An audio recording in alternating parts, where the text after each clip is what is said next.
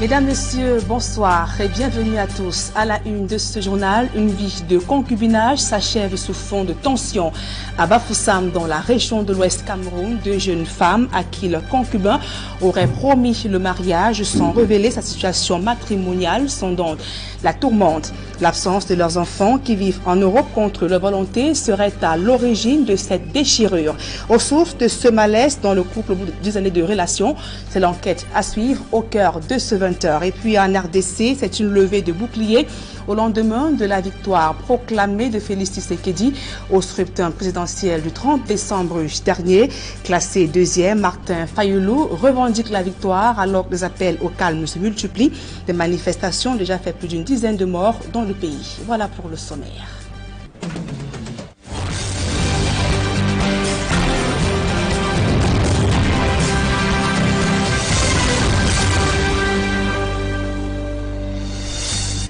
Mesdames, Messieurs, une fois encore, bonsoir et merci d'honorer ce rendez-vous de l'information sur Equinox Télévision.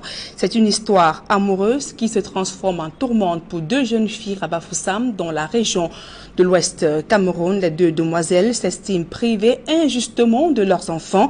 Nés d'une vie de couple avec un homme, celui-ci a expatrié les 9 enfants en France où ils vivent au centre social. Dans cette situation de conflit, l'homme menacerait de publier des vidéos confidentielles des jeunes dames.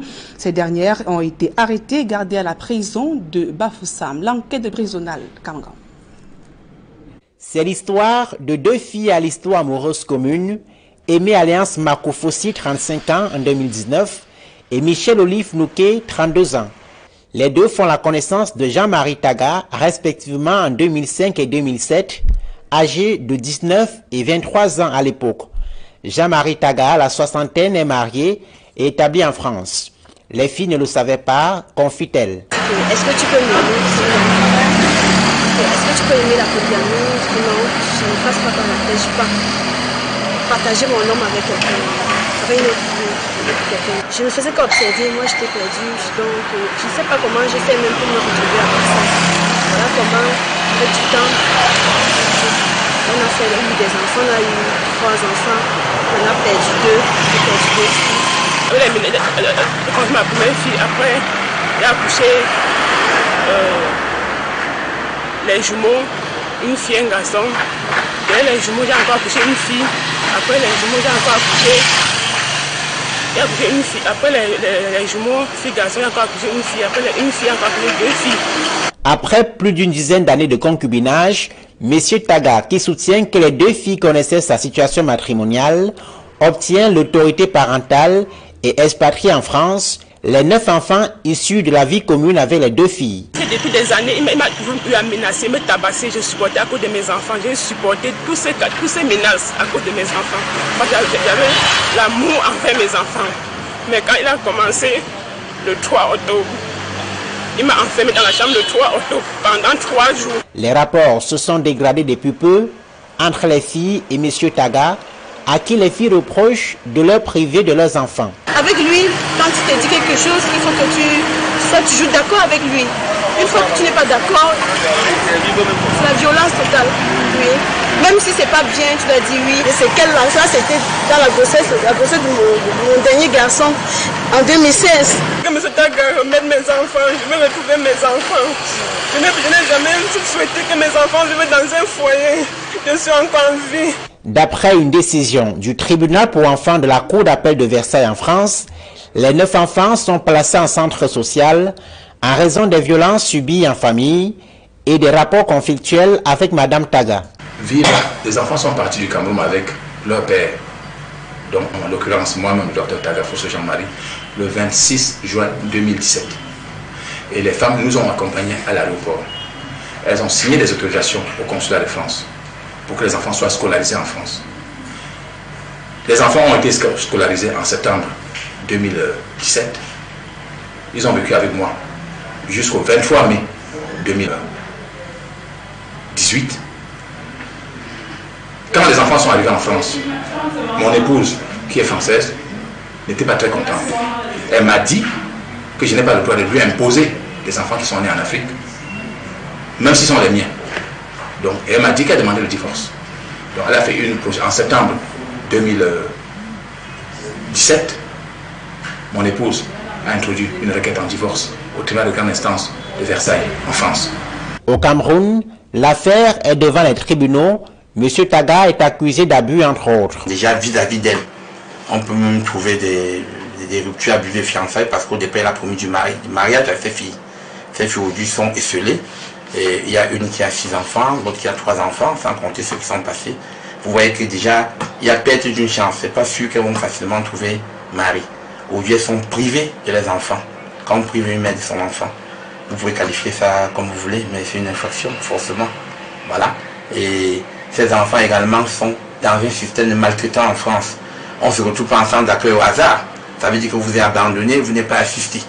Dans ces entrefaits, le mis en cause est accusé d'utiliser des vidéos intimes comme objet de chantage. Il a filmé, chaque fois il me filmait toujours quand il arrivait ici, et il me menace de publier mes photos intimes. Il me menace de publier et il a montré à quelques-uns à Bafoussam où il se trouve, où il réside. Il a montré à quelques membres de sa famille,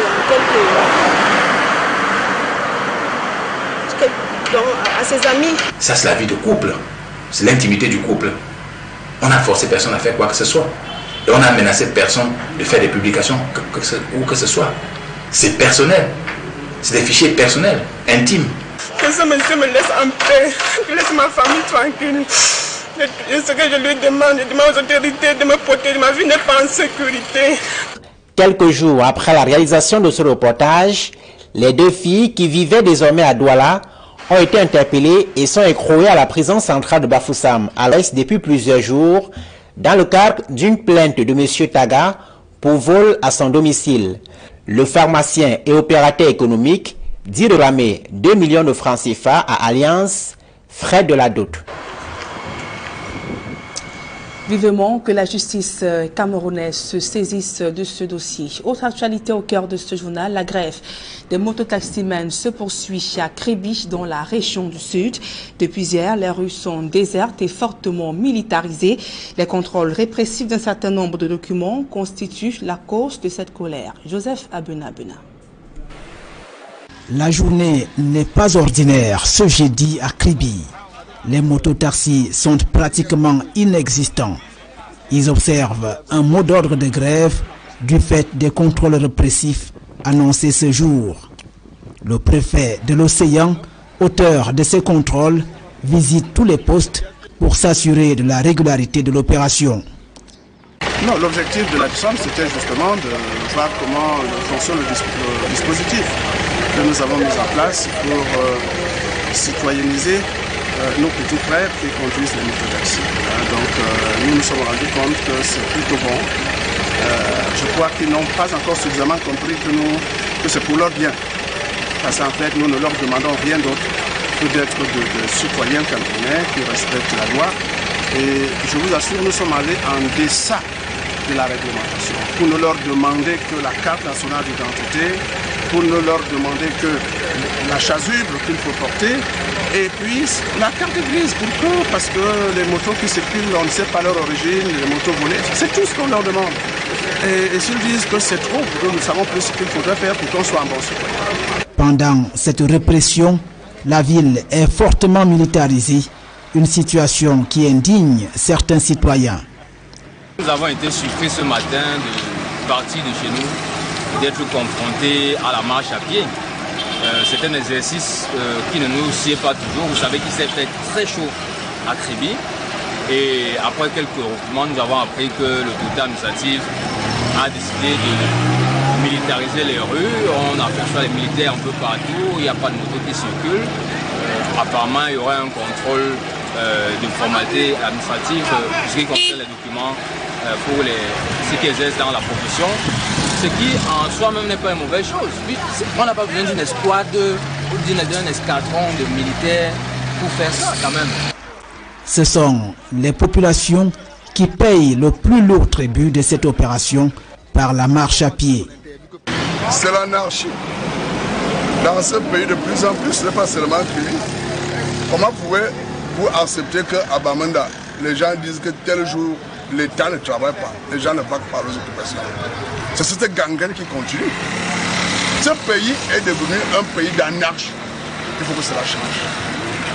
Comment vous dire comprendre que les motos, parce qu'on leur demande de se mettre en règle, ils refusent de se mettre en règle, ils font marcher les gens à pied. C'est laxisme administratif.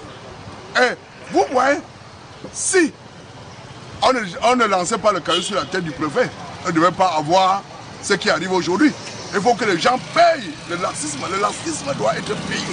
C'est-à-dire que ça touche les gens. Si il n'y avait pas un projectile sur la tête du préfet, on ne devait pas. Depuis des années. Et puis, aujourd'hui même, qu'est-ce qu'on dit? On met le permis de conduire de côté. Le permis de conduire, personne ne doit rouler sans permis de conduire. Toutefois, une autorisation spéciale vient d'être donnée à quelques voitures en jaune de stationner devant les établissements scolaires et pallier ainsi à ce débrayage qui risque de causer des dommages s'il perdure dans la cité balnéaire. Le cumul des fonctions a un impact négatif sur les performances de l'administration publique au Cameroun. Cette pratique due à l'inertie, le laxisme cause d'énormes préjudices aux recettes de l'État. De nombreux responsables nommés au Cameroun cumulent les deux postes. Des économistes tentent d'expliquer ce phénomène qui a la peau dure au Cameroun. Innocent Abega et Jean-Paul Chouniat.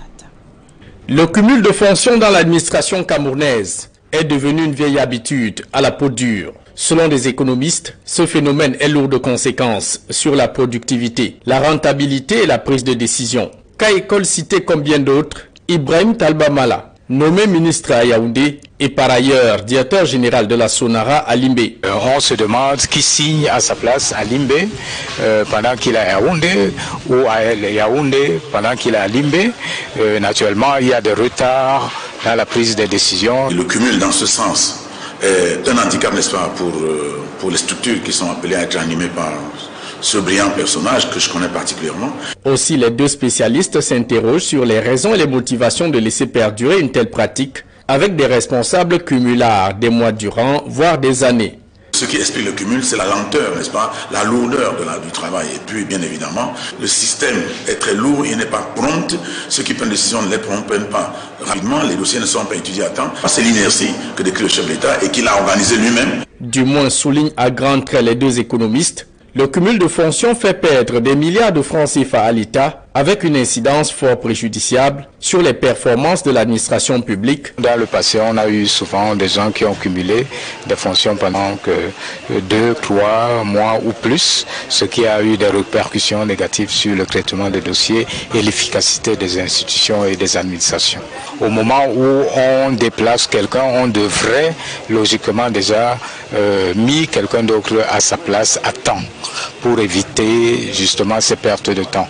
Depuis des décennies, le cumul de fonctions a bien tissé sa toile dans l'administration publique camerounaise. Ministre de tutelle, président du conseil d'administration des sociétés publiques et parapubliques, se compte à l'appel. La liste est bien longue. Dans la vie politique, des sénateurs avaient tenté le coup du cumul de fonctions au Parlement, mais la pression de l'opposition avait mis fin à la tentative. Tout autre chose à présent, des dons de la Fondation Aya rejetés à la prison centrale de Yaoundé. Ils étaient destinés aux détenus de la crise anglophone. Selon des sources, le régisseur de la prison aurait reçu des instructions de sa hiérarchie de ne pas recevoir les responsables de cette fondation dans son pénitencier. Joël Essengue à Cyril. Des matelas, des huiles végétales, des vivres et bien d'autres. La Fondation Aya souhaitait faire un don aux détenus de la prison de Kondengui, à Yaoundé. La Fondation Aya s'est rendue à Kondengui, les deux prisons, pour apporter un peu de soutien aux détenus. Et on avait l'autorisation, on a demandé l'accès formellement. Et la plupart des dons étaient même déjà dans la prison. Et subitement, l'ordre a été donné par le régisseur pour que tout soit rejeté. Donc tout a été ramené. Les dons étaient transportés à l'intérieur du pénitencier. Tout allait normalement, jusqu'à ce que les donateurs, comme ils le disent eux-mêmes, apprennent de la bouche du régisseur de la prison qu'il faut tout arrêter. Mon régional a rencontré le régisseur en personne.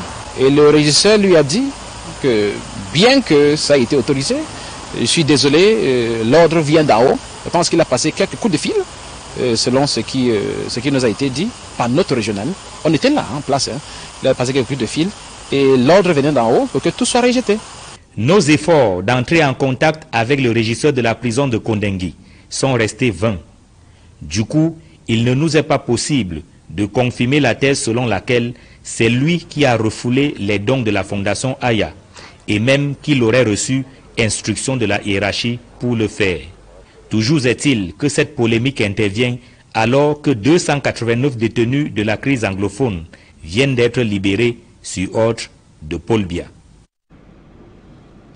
Comment humaniser les opérations de maintien de l'ordre? La réponse se trouve dans le guide de l'instructeur que vient de commettre le ministère de la Défense. Le document, qui se veut pédagogique, a été présenté aux apprenants de l'École internationale des forces de sécurité par le général de division Hector Marie Thiemo, Élisée Borba et Marcelin Gansop.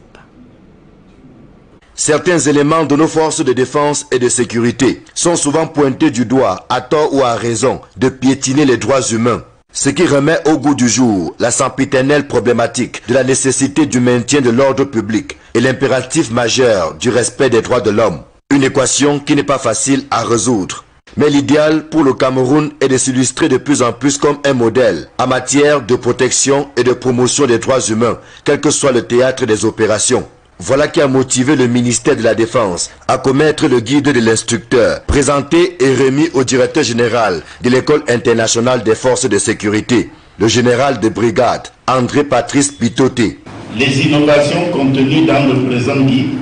C'est un document pédagogique portant sur le droit et les principes humanitaires applicables au contexte des opérations de maintien de l'ordre. Il est destiné aux instructeurs et formateurs des unités et personnels des forces de sécurité.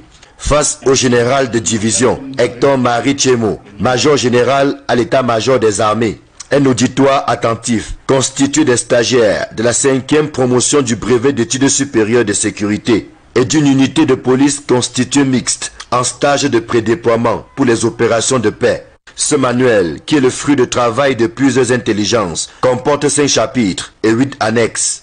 Les chapitres traitent des fondamentaux du maintien de l'ordre, des principes humanitaires applicables dans les opérations de maintien de l'ordre, des règles humanitaires et de conduite à observer par les agents de maintien de l'ordre. Il s'intéresse également aux droits des personnes privées de liberté, sans oublier les infractions et sanctions applicables.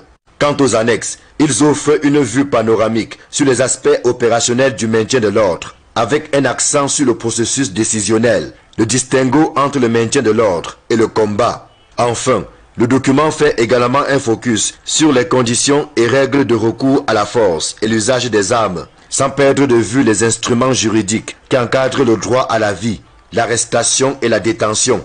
À charge maintenant pour les destinataires d'en faire bon usage.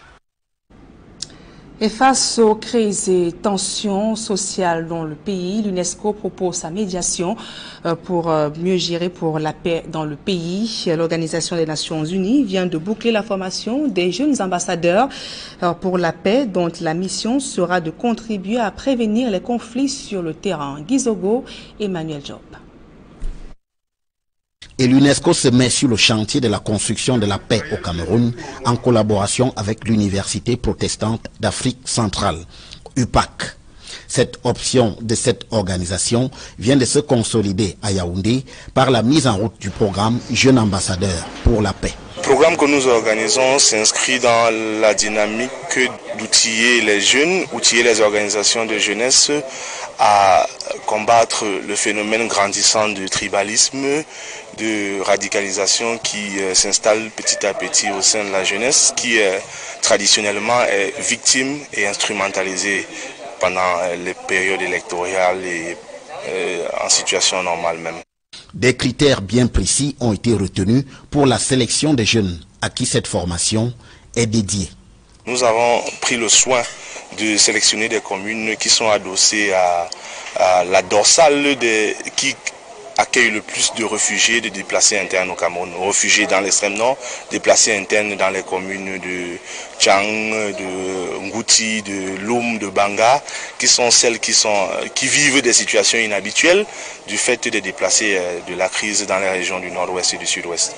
Désormais donc, ces jeunes Camerounais sont dotés d'atouts pour faire face à diverses crises.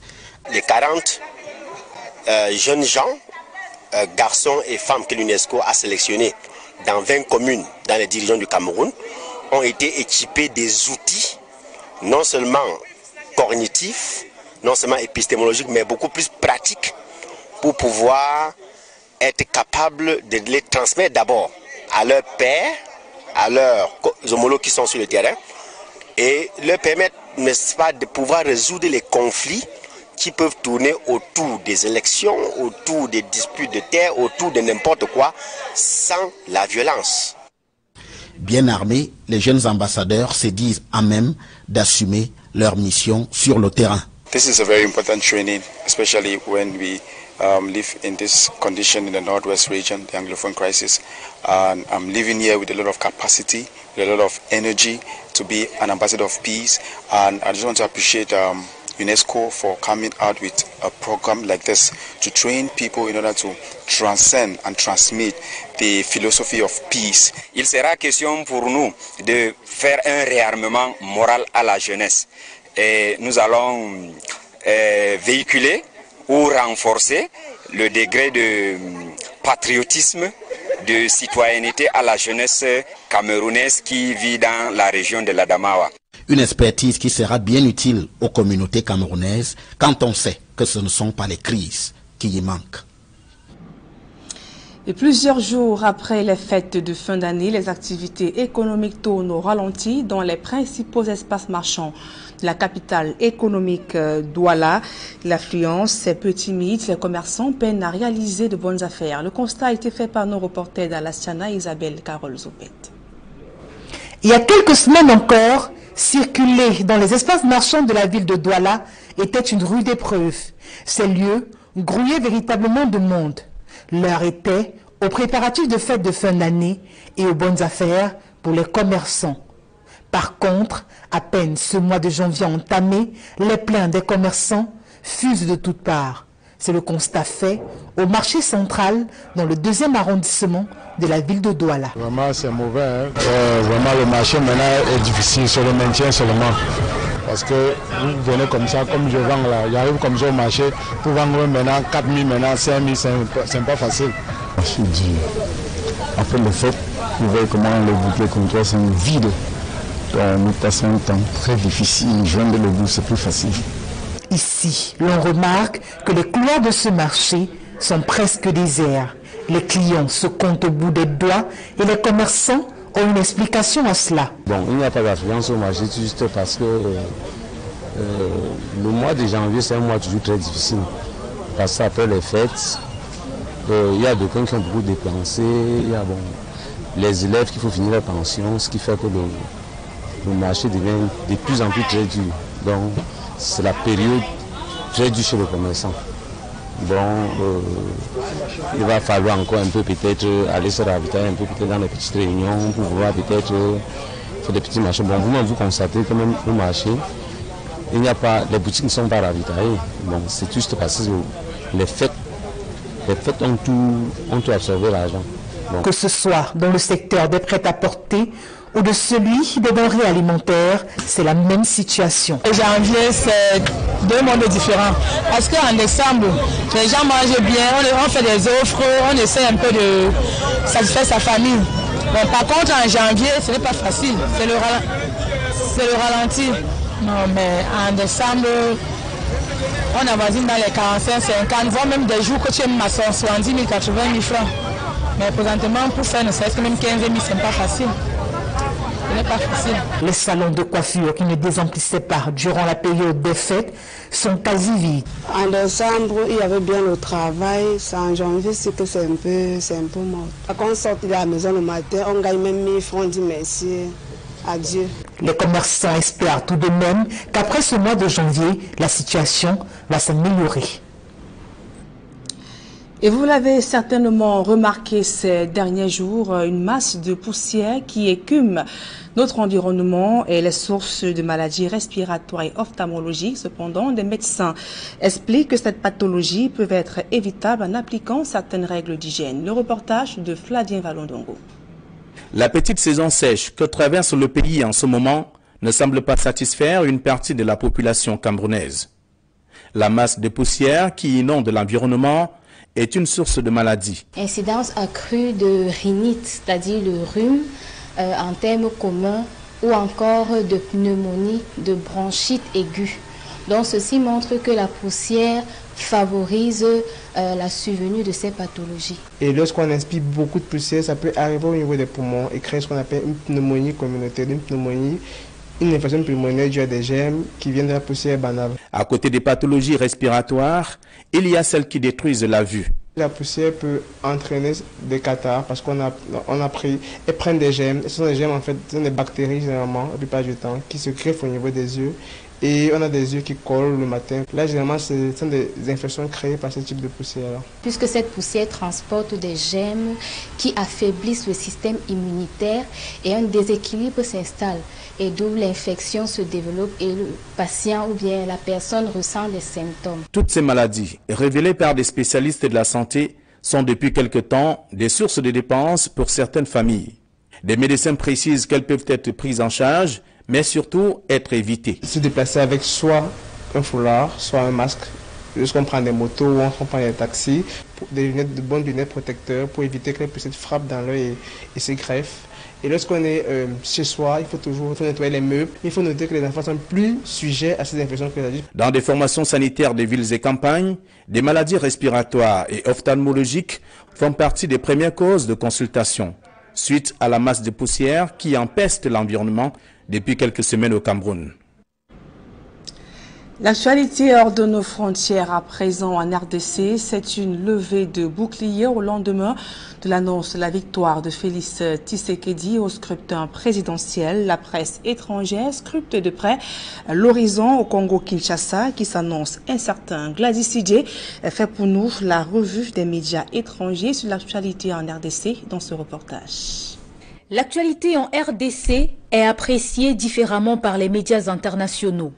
Si plusieurs décrivent l'ambiance en RDC, après la proclamation des résultats provisoires de l'élection, il ne manque pas d'évoquer les incertitudes et inquiétudes nées au lendemain de l'annonce de la victoire de Félix Tshisekedi.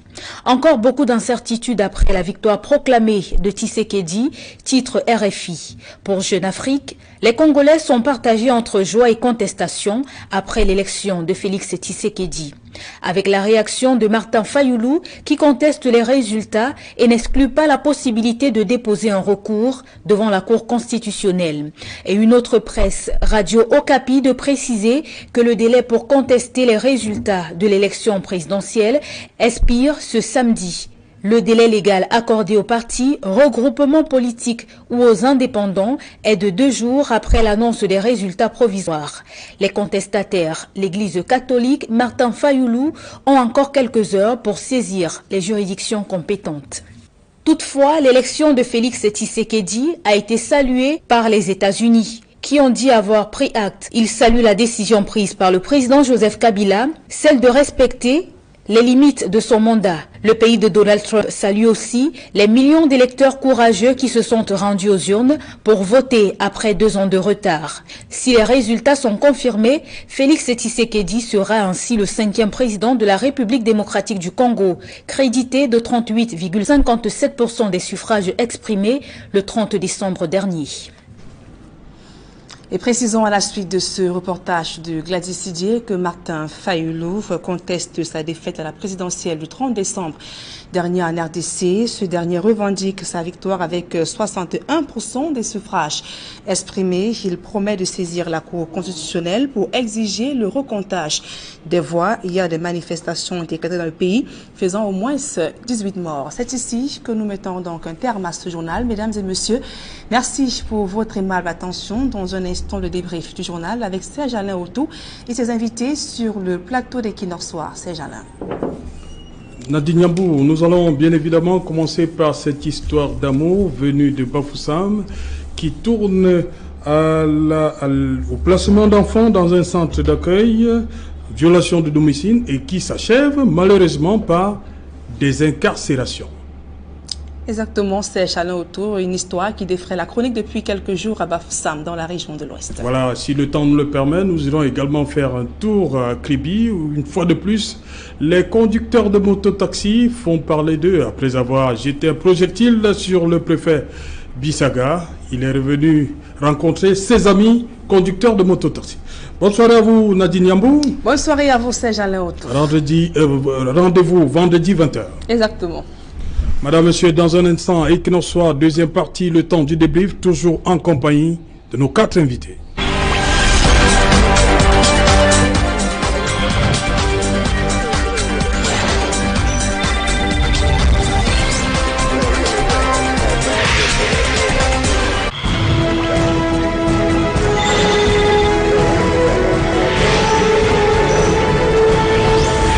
Retour sur le plateau Equinox Soir, deuxième partie, le temps du débrief, toujours en compagnie de Serge Bikoy, Alphonse Aïssi et Alphonse Abena et Maître Tegem. On va commencer avec vous, bien sûr. Je l'ai annoncé avant le 21. Cette histoire, vous avez suivi avec nous une histoire d'amour, un homme, 2 femmes, 9 enfants. Ça commence bien, une histoire d'amour. Mais il y a un moment, il y a un placement d'enfants dans un centre d'accueil, on va le dire comme ça. Et comme a dit votre confrère avocat, c'est qu'il y a maltraitance. C'est bien cela? Je ne connais pas les attitudes des frères Jalin, ce qui m'amène à parler avec beaucoup de réserve. Oui, évidemment. Mais il y a une réalité, c'est que les enfants au Cameroun ne peuvent pas quitter le territoire sans autorisation parentale. Okay. Les femmes qui se plaignent ont certainement, et ça j'en suis sûr, de une autorisation pour permettre aux enfants de partir, parce que lorsque vous arrivez à l'aéroport international de Douala, c'est la première pièce que la police demande à voir lorsque les enfants sont mineurs. Dans ces conditions, je ne pense pas qu'elles soient suffisamment fondées, en tout cas si le mari a la pièce, l'autorisation parentale qui a été délivrée, et également au consulat de France, pour donner le visa, ils exigent d'avoir cette pièce du parent. Donc, dans ces conditions, je pense que sur l'immigration illégale, elle sera difficilement fondée à soutenir son point de vue.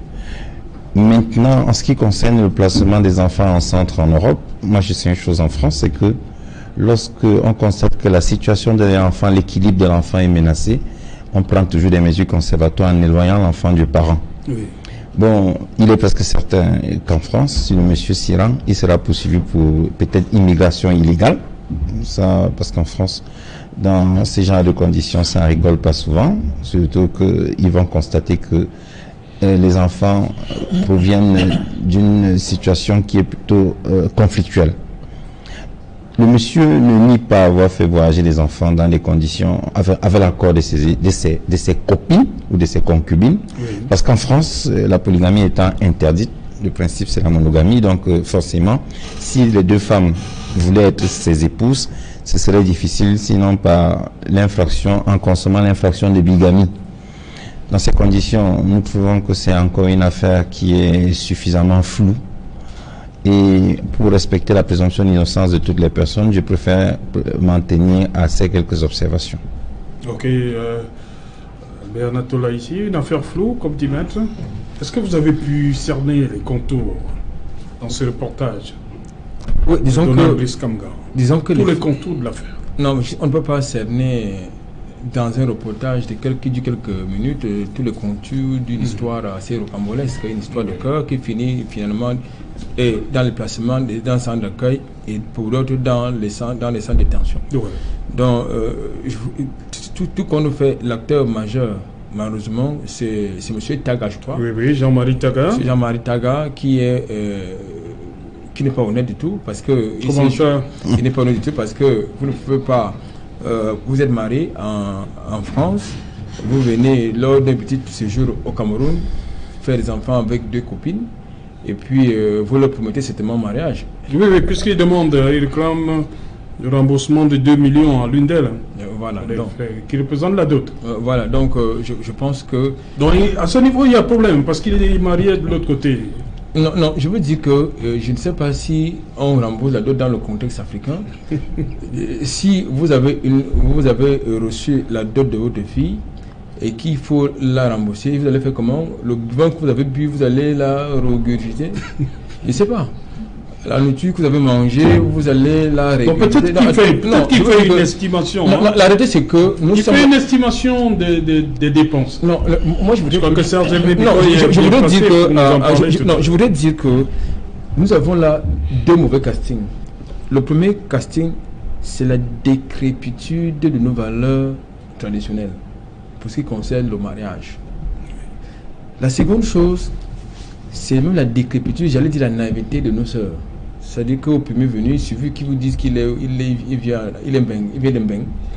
Tout de suite là, ça s'emballe très vite et sans aucune préoccupation, sans aucune précaution. Et très souvent, même avec la pression des parents.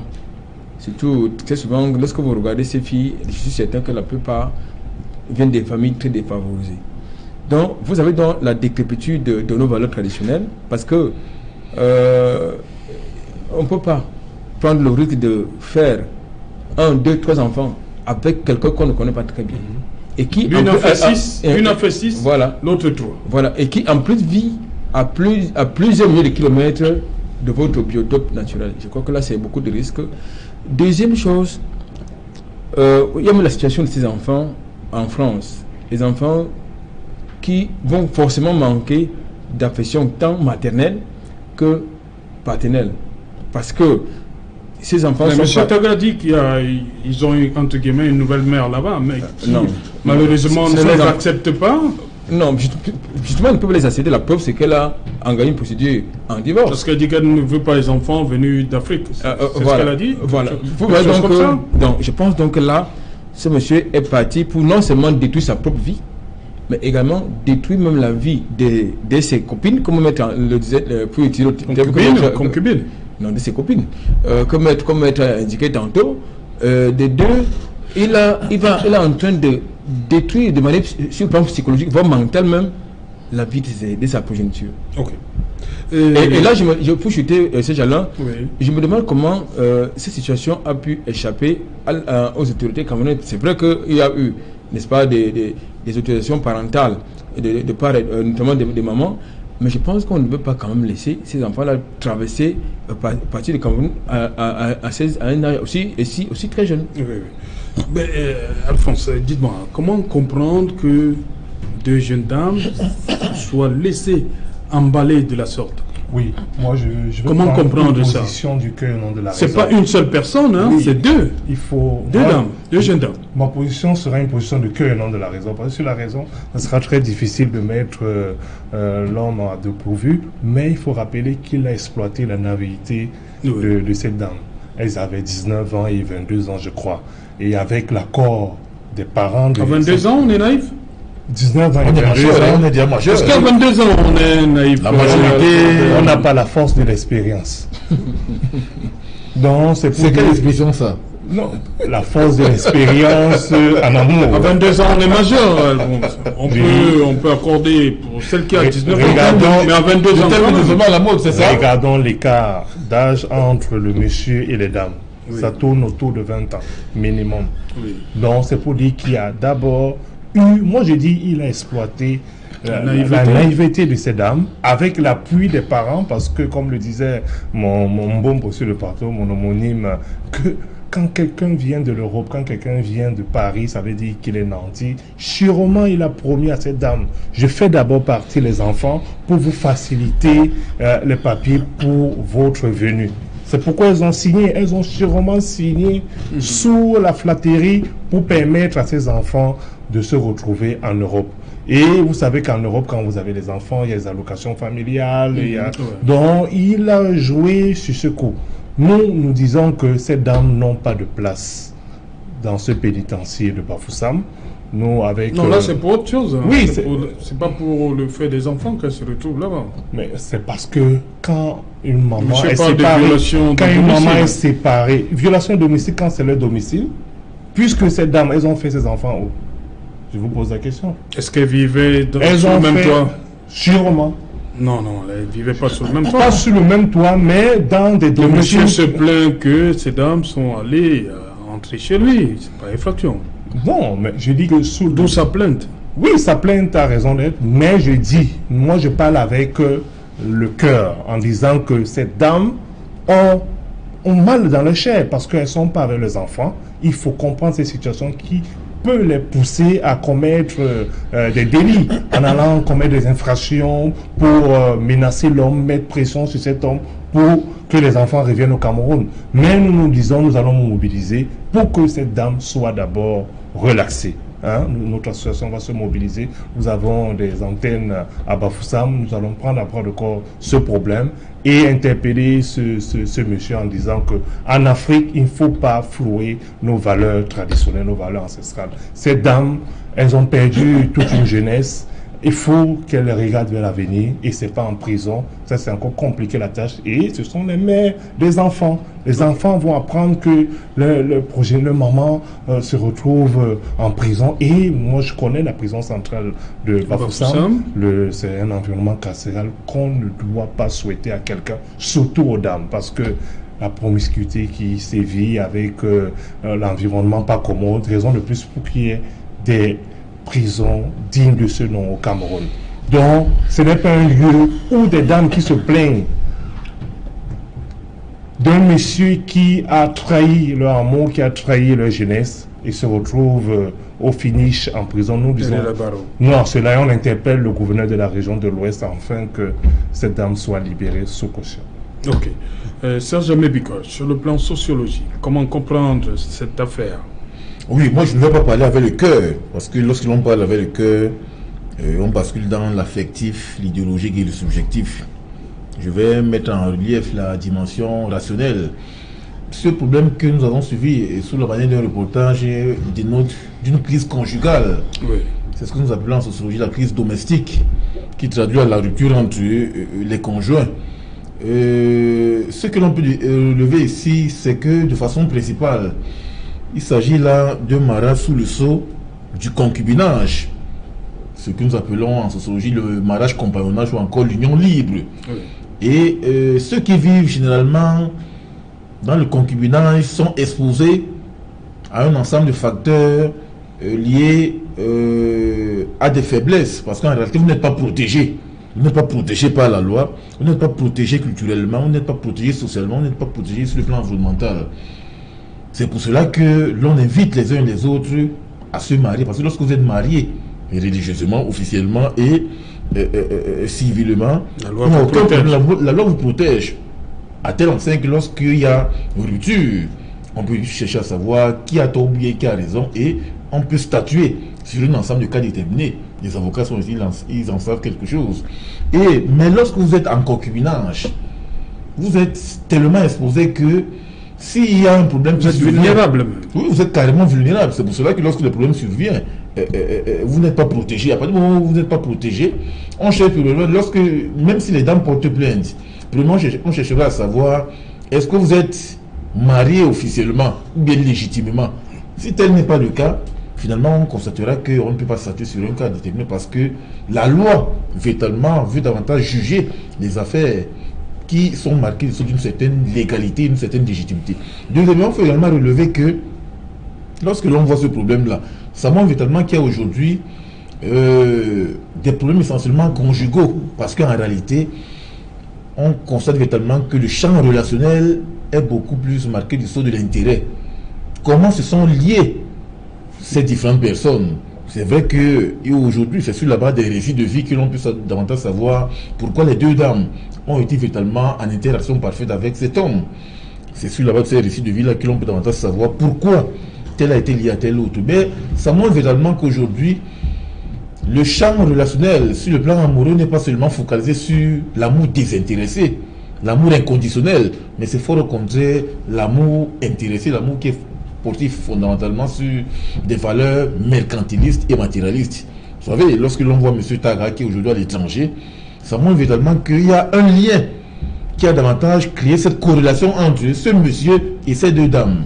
Et c'est pour cela qu'on peut davantage, sur la base de certaines conjectures, présenter un déterminant matériel qui a relié ces deux femmes à cet homme-là. Au point aujourd'hui, on se rend davantage compte que le fait de faire par exemple 3, 4, voire 9 enfants aujourd'hui, et ça montre qu'il y a eu au moins un sous-bassement sur le plan relationnel qui les a liés.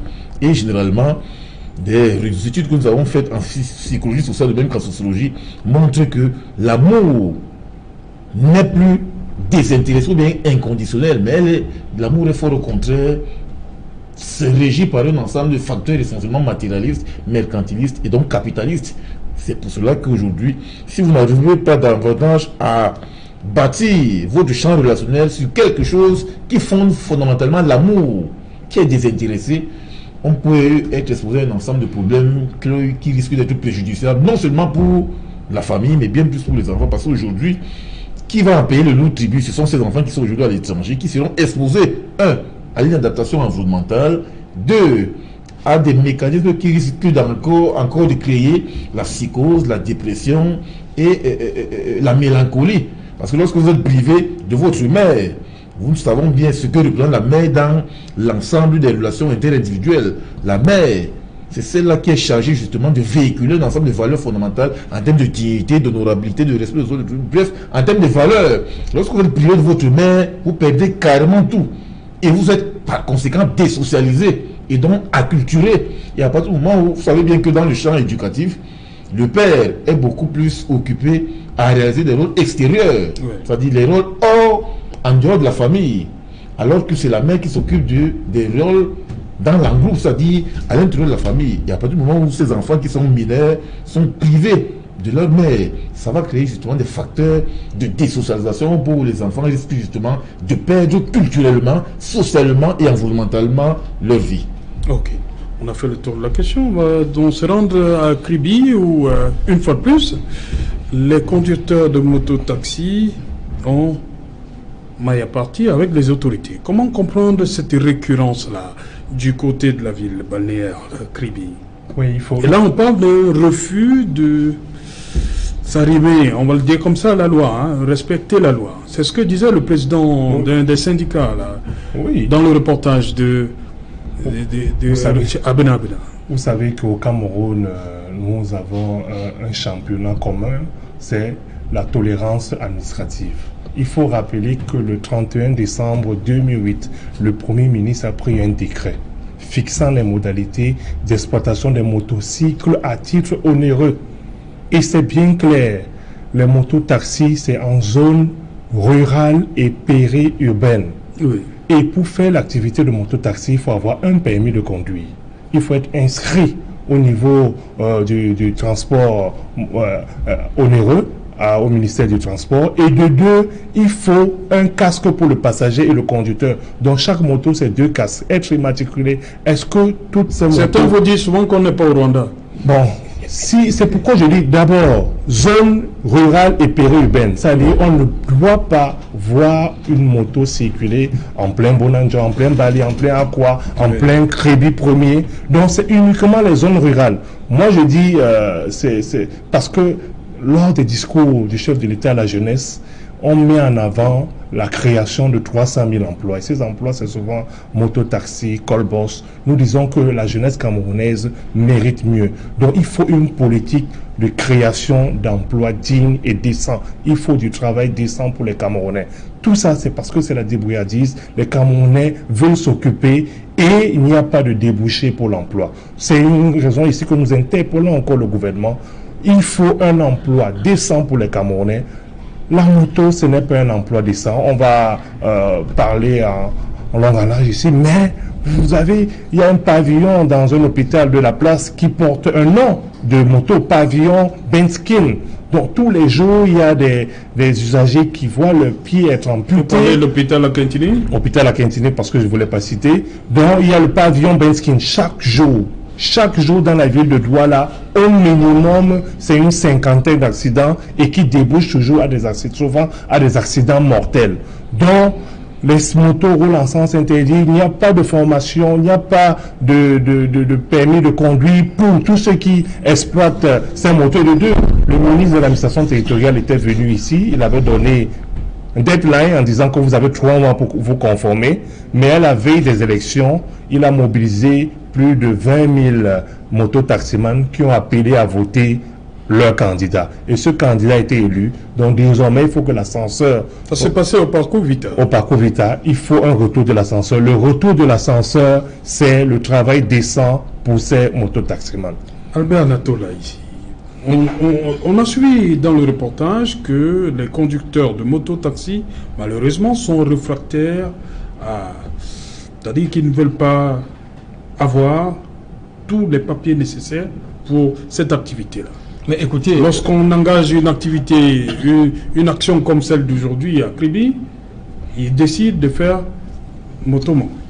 Mais écoutez, ce qui se passe à Kribi comme ailleurs, même si à Douala c'est souvent le cas, mettez un peu les forces de l'ordre sur la route pour faire des contrôles.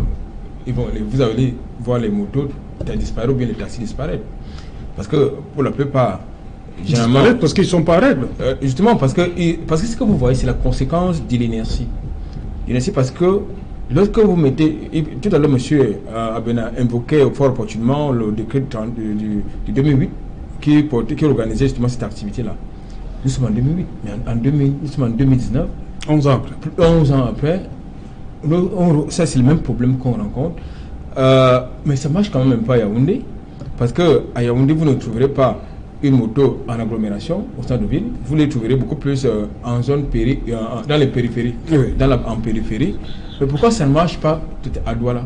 Pourquoi ça ne marche pas à l'ouest? Pourquoi ça ne fonctionne pas du côté de Kribi? Pourquoi? Parce que vous avez justement certains acteurs politiques ou économiques qui ont des intérêts dans ce business.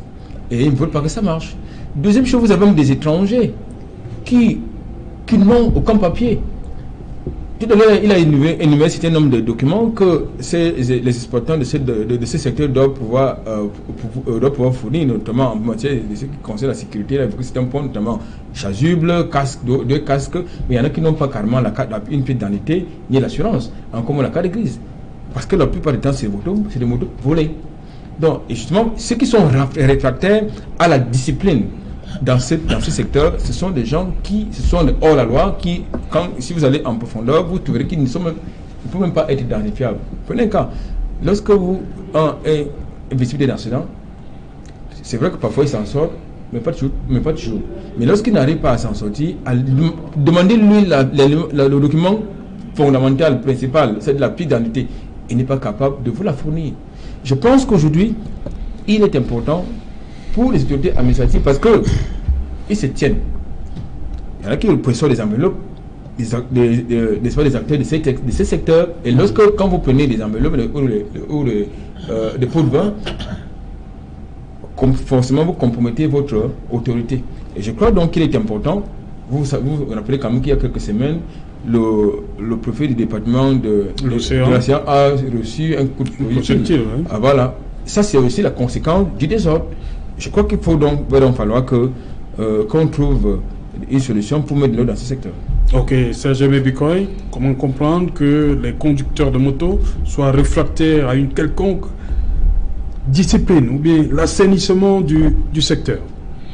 En fait, la cause majeure, c'est que les individus veulent contourner toujours ce qui est réglementé par la norme, la règle et la valeur. Vous savez, à partir du moment où on met des mécanismes pour justement structurer et réglementer une profession, il y a toujours un ensemble de déviants qui veulent véritablement contourner la norme. Il s'agit là du règne de l'interdit qui est transformé en permis.